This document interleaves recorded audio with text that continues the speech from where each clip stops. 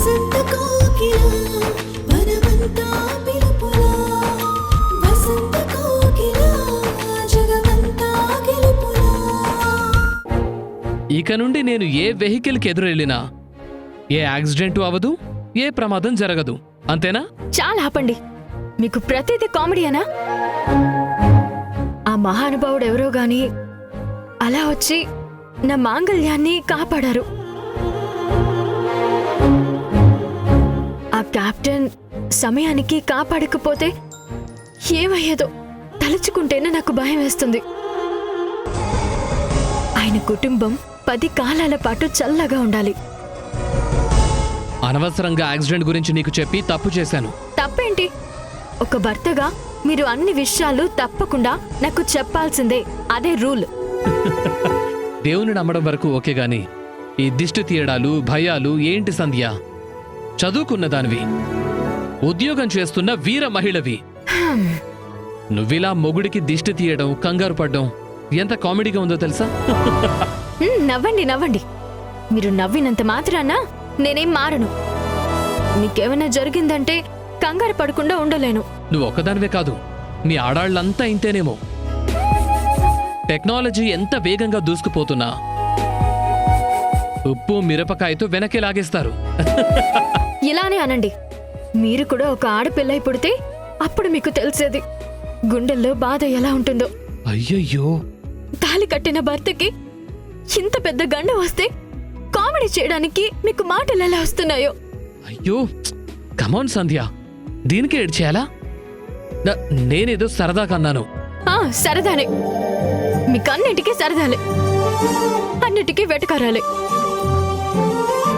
అమ్మా తల్లి, ఇంకెప్పుడు నీ సెంటిమెంట్ మీద సెటైర్లు వెయ్యను.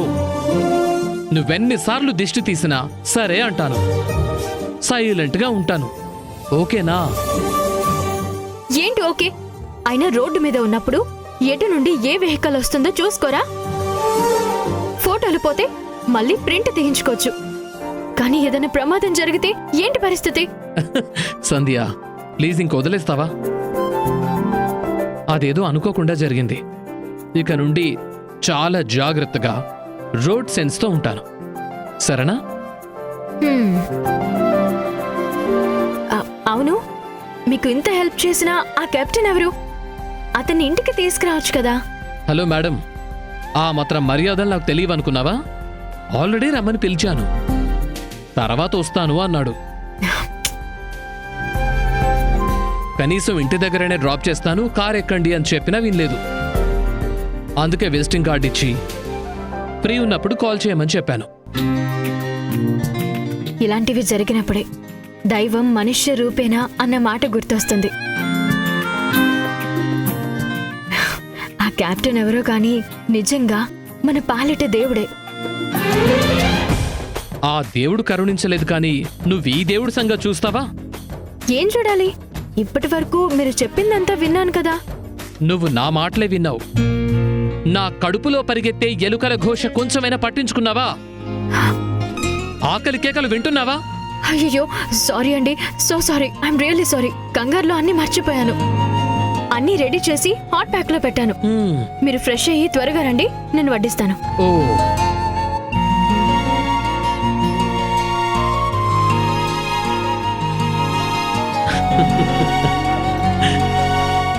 చాదస్తం కొంచెం ఎక్కువైనా మా ఆవిడికి నా మీద ప్రేమ, కేరింగ్ రెండు చాలా అంటే చాలా ఎక్కువ.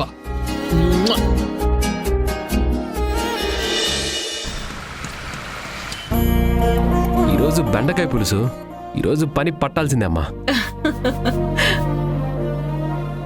సూర్య, అమ్మ బయటికి వెళ్ళొద్దని చెబుతున్నా నువ్వెందుకెళ్ళావు? నువ్వు తిరిగొచ్చే వరకు మేమెంత టెన్షన్ పడ్డామో తెలుసా?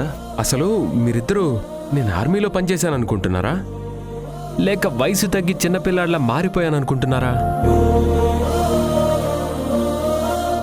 వాకింగ్కి వెళ్ళడం ఏదో పెద్ద నేరంలాగా, వెళ్లే ముందు అమ్మ క్వశ్చన్స్, వచ్చిన తర్వాత మీ ఎన్కౌంటర్లు. చూడు నాన్న, పొరపాటున మన వస్తువు ఎక్కడైనా పడిపోయిందనుకో ఏం చేస్తాం? దొరికే వరకు ఆశగా వెతుకుతాం. ఎంత వెతికినా దొరకలేదు అంటే నిరాశతో వెళ్ళిపోతాం. దానికి నా వాకింగ్కి ఏంటి సంబంధం? ఉందిరా, పోయిందనుకున్న వస్తువు అనుకోకుండా మన కళ్ళ ముందుకు వచ్చిందనుకో, ఏం చేస్తాం? ఇంకెప్పటికీ దూరం చేసుకోకూడదని ఇంతకు ముందు కన్నా చాలా భద్రంగా చూసుకుంటాం. మరోసారి మన చేతిలో నుండి జారిపోకుండా ఎంతో జాగ్రత్త పడతాం. పోయిన వస్తువు గురించి అంత జాగ్రత్త పడుతుంటే ఇక రావు అనుకున్న నువ్వు తిరిగొచ్చావు. నీ విషయంలో మేం జాగ్రత్త లేకుండా ఎలా ఉంటాను నాన్నా? మా ఆరాటం అంతా వింతగా నీకు పిచ్చిగా అనిపించొచ్చు, కాని ఆ పిచ్చి వెనక 2 ఏళ్ల పాటు మా గుండెల్లో గూడు కట్టుకున్న బాధ ఉందిరా.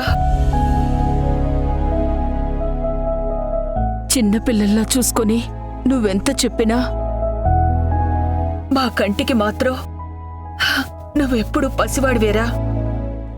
అయితే నేను అన్నం తిన్ను.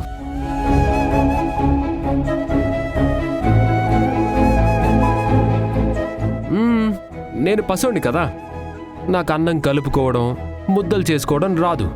నువ్వే తినిపించమ్మా. ఎందుకు తినిపించను నాన్నా? నువ్విలా నోరు తెరిచి అడుగుతుంటే నీ చిన్నప్పటి రోజులు గుర్తొస్తున్నాయి.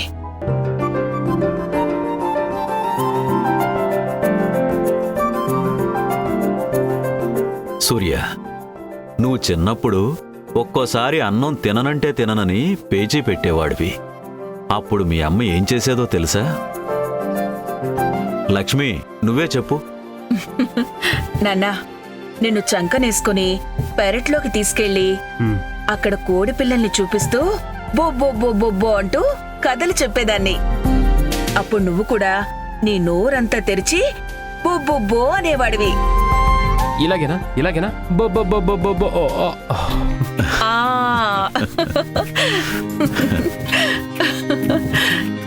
ఇలాగేరా.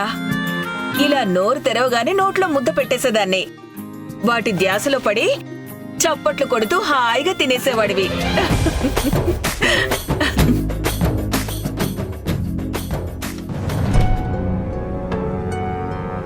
అయ్యో, ఏమైంది నాన్నా?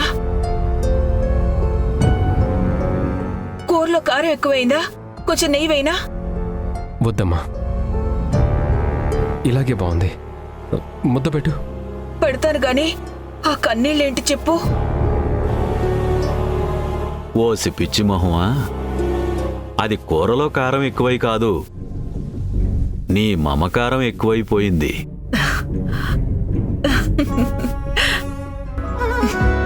ఒరే నాన్నా, నువ్వు ఈ అమ్మకెప్పుడూ పసివాడివేరా. నీకు పిల్లలు పుట్టి వాళ్ళకి పిల్లలు పుట్టాక కూడా రా తిను.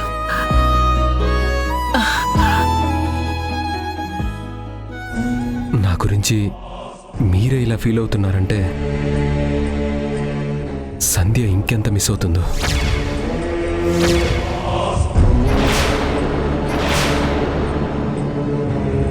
రెండు రోజుల్లో వస్తానని చెప్పింది, ఇంకా రాలేదు. తను నాకేదైనా సర్ప్రైజ్ ప్లాన్ చేస్తుందో లేదో నాకు తెలియదు, కానీ నేను మాత్రం తనని సర్ప్రైజ్ చేయాలని ఫిక్స్ అయిపోయాను. అంటే ఏం చేద్దామని? సంధ్య ఇంటికి వచ్చే కన్నా ముందు నేను మలేషియా వెళ్తాను.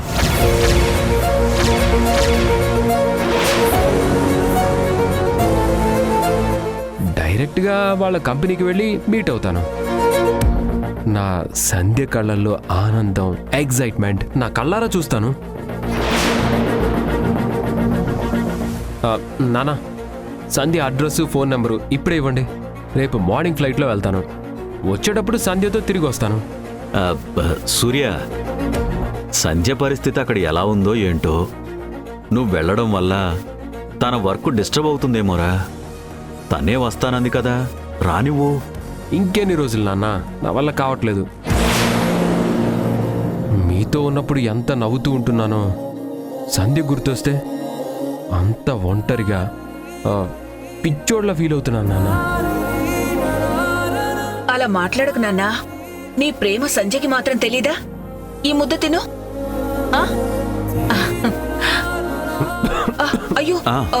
సూర్య,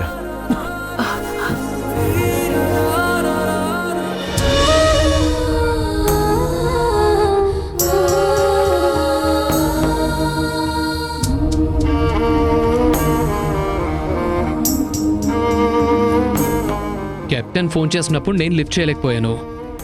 తర్వాత 2 సార్లు చేస్తే అతను లిఫ్ట్ చేయట్లేదు.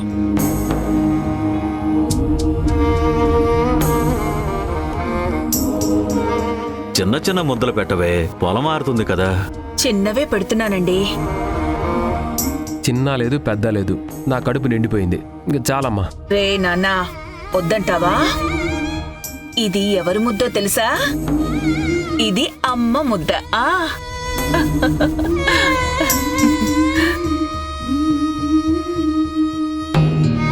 ఇది భార్య ముద్ద. అయితే వద్దనిలేను. ఒకసారి మళ్ళీ కెప్టెన్కి కాల్ చేసి చూడండి. ఏది ఏమైనా ఆ కెప్టెన్కి మనకి ఏదో రుణానుబంధం ఉంది. అందుకే దేవుళ్ళ వచ్చి నీ ప్రాణాల్ని కాపాడాడు. సంధ్యది నాది ఎన్నో జన్మల బంధం అనిపిస్తుందమ్మా. తనకి దూరంగా ఉండడం అంటే ప్రాణం పోయినంత బాధగా ఉంటుంది. ఇప్పుడు నాకేం కాలేదు కదా సంధ్య, ఎందుకంత ఎమోషనల్ అవుతున్నావు? మీకేం కాలేదు కాబట్టే నేను ఇలా ఉన్నాను. లేదంటే నా బ్రతుక్కి ఈ ప్రాణాలకి విలువ ఉండేదే కాదండి.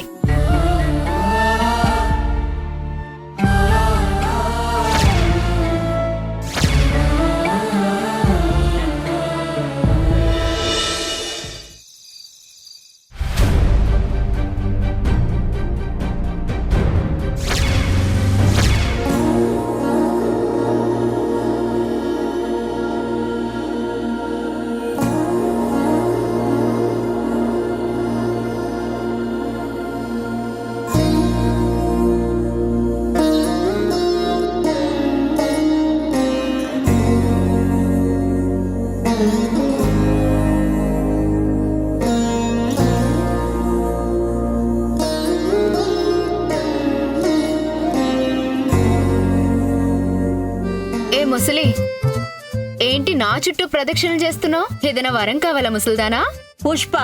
పుష్ప రాణి ఇక్కడ. నేనెవరికైనా వరాలివ్వాల్సిందే గాని నాకు వరమిచ్చే లెవెలు నీకే కాదే, ఎవ్వరికీ లేదు.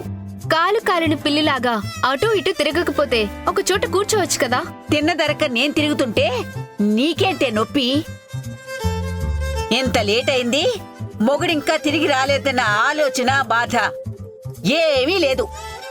నా మీద మాత్రం కయ్యానికి కాలు దూతావు. ఆడు నా మొగుడు కాదు, నీకు మనవడు, నాకు బావా అంతే. ఏంటి నా గురించే మాట్లాడుకుంటున్నారా? అవునరా, ఈ రోజు ఇంత ఆలస్యమైందేంటి?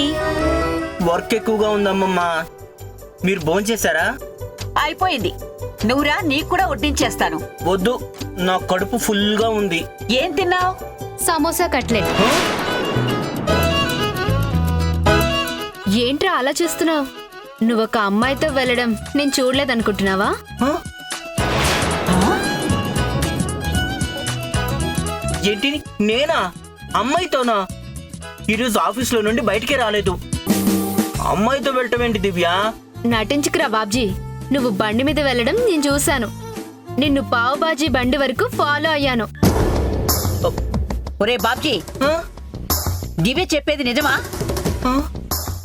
నువ్వు వేరే అమ్మాయితో బండి మీద తిరుగుతున్నావా? నువ్వు ఊరుకో అమ్మమ్మ. దివ్యతో తెలియకంటుంటే నువ్వు కూడా అనుమానిస్తున్నావా? తెలియకండం ఏంట్రా? రేపు మార్నింగ్ ట్రాఫిక్ పోలీసులతో మాట్లాడి సీసీ ఫుటేజ్ తీయించమంటావా? నిజం చెప్పు, ఆ అమ్మాయి ఎవరు? దివ్య, నా ఊపిరున్నంత కాలం నేను ప్రేమించేది, నా భార్యగా ఊహించుకునేది నిన్నొక్కదాన్నే. నీకు నా మీద నమ్మకం లేకపోయినా దయచేసి నా క్యారెక్టర్ మీద డౌట్ పడద్దు. పావుబాజీ బండి దగ్గర నీ బైక్ పార్క్ చేస్తుంది, మరి దాని సంగతి ఏంటి? ఓ అదా, మా ఫ్రెండ్కి బండి కావాలంటే ఇచ్చాను, వాడు వెళ్ళుంటాడు. మరి బండి మీద ఉన్న అమ్మాయి? అది నేను కాదు దివ్య, నా బండి ఏ అమ్మాయి ఎక్కలేదు. నీ దగ్గర అబద్ధం ఎందుకు చెప్తాను? వాడి అమాయకమైన మొహం చూసి కూడా ఇలాంటి డౌట్లు ఎలా వస్తాయే నీకు? ఉమ్,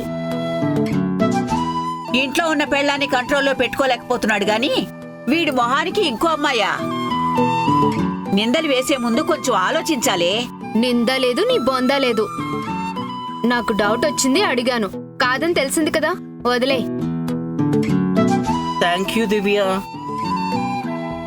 అమ్మయ్యా, అమ్మమ్మ సపోర్ట్ వల్ల బతికిపోయాను. ఈ పండు గారి వల్ల దివ్యతో అబద్ధాలు చెప్పాల్సి వస్తుంది. ఛ!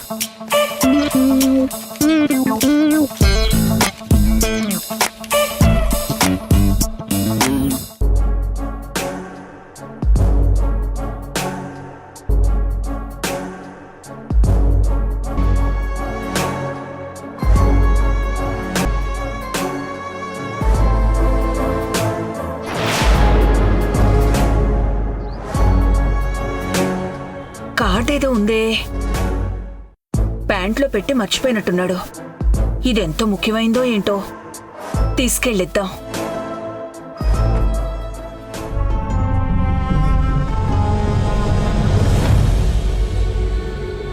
సూర్య, అమ్మా.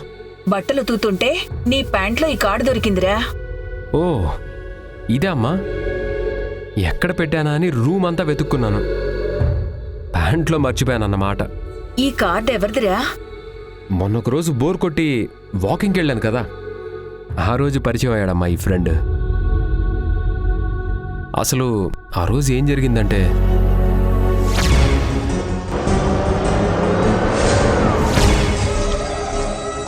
అదమ్మా జరిగింది. అమ్మో, పెద్ద గండమే గడిచింది. సమయానికి నువ్వు కాపాడకపోతే పాపం అతని కుటుంబం ఎంత బాధపడేదో. అలా సేవ్ చేసినందుకే నాకు థ్యాంక్స్ చెప్పి ఈ కార్డు ఇచ్చాడు. అసలు అప్పుడే ఇంటికి రమ్మన్నాడు. లేట్ అయితే నువ్వు కంగారు పడతావని మరోసారి వస్తానని చెప్పాను. ఏమైతేనే మిలిటరీలో ఉన్నప్పుడు దేశాన్ని, ఆర్మీ నుంచి వచ్చాక నిండు ప్రాణాన్ని కాపాడావన్నమాట. అమ్మా, ఎగ్జాక్ట్గా ఆ ఫ్రెండ్ కూడా ఇదే మాట చెప్పాడు. అతను చూడ్డానికి ఎంత మంచివాడిలా ఉన్నాడో అంత సరదాగా మాట్లాడుతున్నాడు. ఇంతగా చెబుతున్నావు, ఒకసారైనా అతనికి ఫోన్ చేసావా లేదా? లేదమ్మా, చేద్దాం అనుకుంటే ఈ కార్డు ఎక్కడుందో కనిపించలేదు. ఇప్పుడు కనిపించింది కదా, ఫోన్ చేసి మాట్లాడు. అలాగేనమ్మా.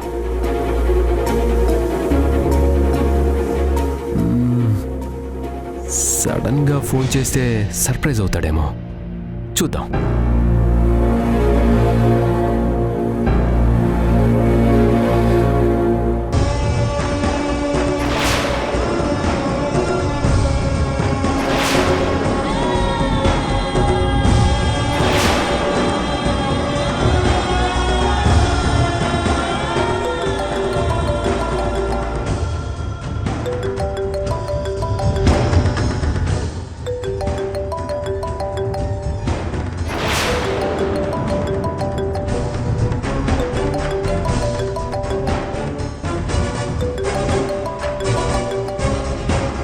ఫోన్ హాల్లో పెట్టి ఈయన ఎక్కడికి వెళ్ళారు? ఏవండి, ఏవండి, ఈయన ఇంట్లో లేరేమో.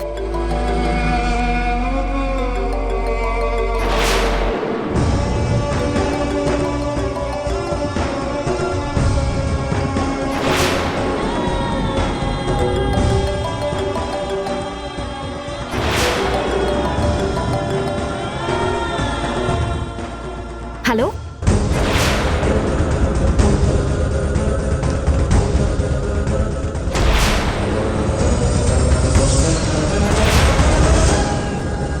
హలో, ఎవరండి?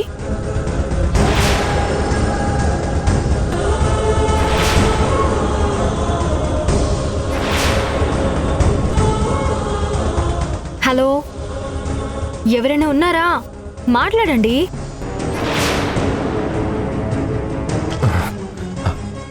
హలో,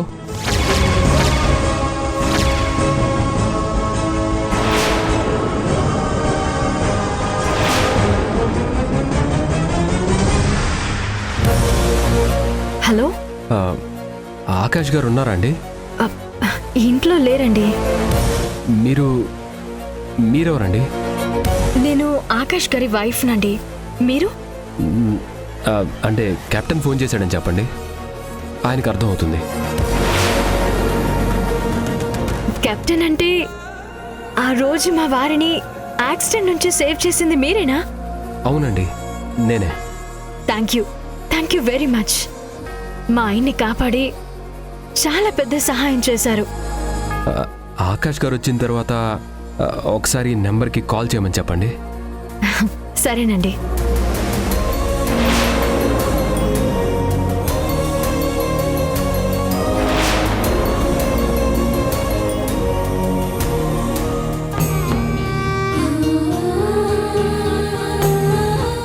ఈ గొంతు నా సంధ్యదే.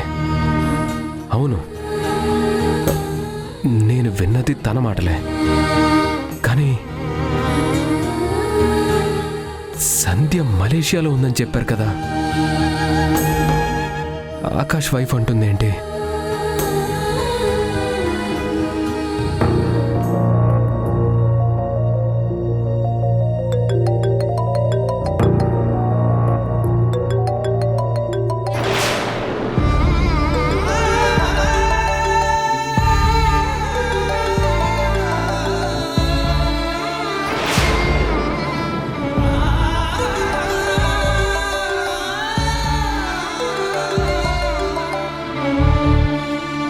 హలో హలో సంధ్య,